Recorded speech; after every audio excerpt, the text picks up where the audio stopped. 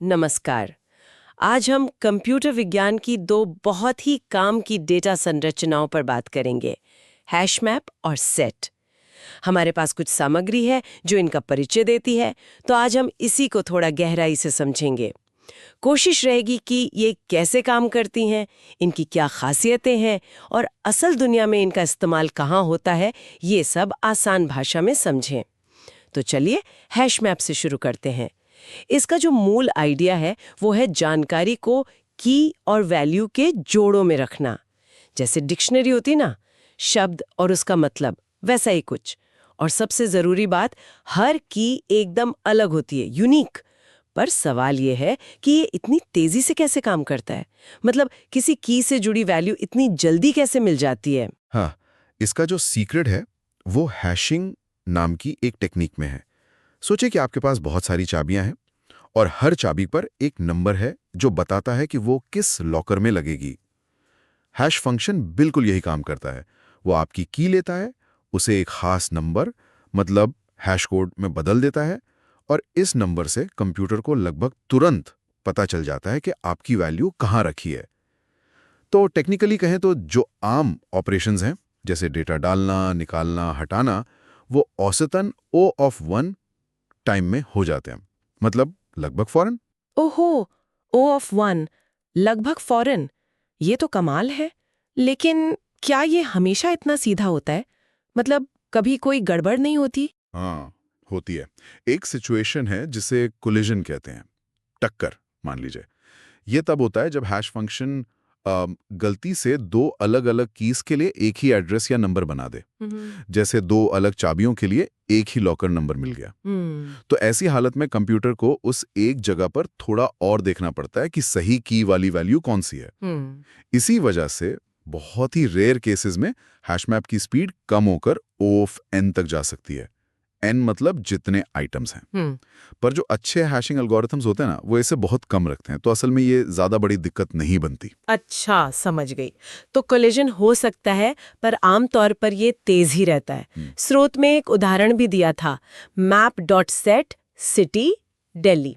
यहाँ सिटी की हो गई और दिल्ली वैल्यू। और फिर map.get सिटी करने पर फौरन दिल्ली मिल जाता है। सिंपल। इसका इस्तेमाल कहाँ कहाँ होता है? फ्रीक्वेंसी काउंटिंग, कैशिंग, डुप्लीकेट ढूंढना, ये सब लिखा था। हाँ बिल्कुल। और सोचिए जैसे ऑनलाइन शॉपिंग कार्ट, हर आइटम आपकी की हो गई और कितनी क्वांटिटी है वो वैल्यू। हैशमैप यहाँ बहुत काम आता है। या फिर डेटाबेस इंडेक्सिंग में, ताकि रिकॉर्ड फटाफट ढूंढे जा सकें।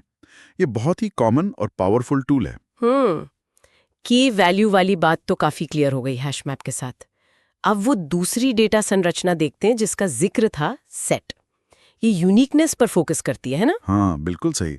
सेट का मेन काम ही यही है, सिर्फ यूनिक आइटम्स रखना, डुप्लीकेट्स नहीं। अगर आप इसमें कोई ऐसा आइटम डालने की कोशिश करते हैं जो पहले से है, तो सेट उसे बस इग्नोर कर देता है, रखता ही नहीं। अच्छा, वो उसे चुपचाप इग्नोर कर देता है। और ये यूनिकनेस कैसे पक्की करता है? क्या ये भी तेज है? अक्सर सेट भी अंदर से हैशिंग इस्तेमाल करता है, काफी स्मार्टली। हर आइटम का एक हैश बनता है और उससे फटाफट चेक हो जाता है कि ये आइटम पहले से है या नहीं। इसी वजह से सेट में भी आइटम जोड़ना यानी ऐड, या चेक करना कि आइटम है या नहीं मतलब हैज, या हटाना डिलीट, ये सब भी औसतन O ऑफ 1 टाइम में हो जाता है। बहुत तेज। अरे वाह, ये भी O(1)। तो दोनों ही काफी तेज है अपने अपने काम में। स्रोत वाला उदाहरण भी मजेदार था।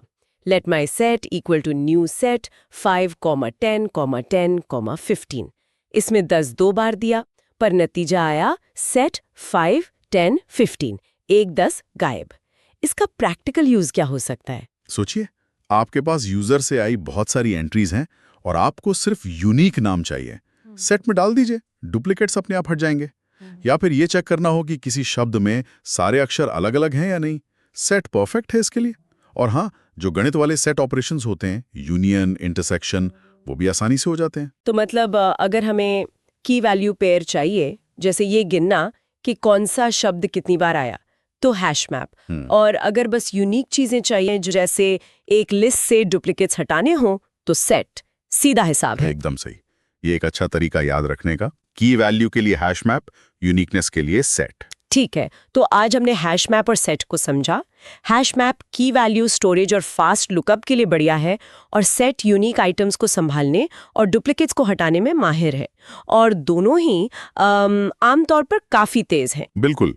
और यहाँ एक सोचने वाली बात ये भी है कि कैसे ये जो हमें सिंपल डेटा स्ट्रक्चर्स दिखते हैं, हैश मैप और सेट, ये असल में कितने सारे कॉम्प्लेक्स सिस्टम्स की बुनियाद बनते हैं। चाहे वो गूगल सर्च हो या फेसबुक की फीड या बड़े डेटा को एनालाइज करने वाले टूल्स हों, ये बेसिक स्ट्रक्चर्स हमें दिखाते हैं कि कैसे सिंपल रूल्स और टेक्निक्स से हम बड़े पैमाने पर डेटा को ऑर्गेनाइज और मैनेज कर सकते हैं।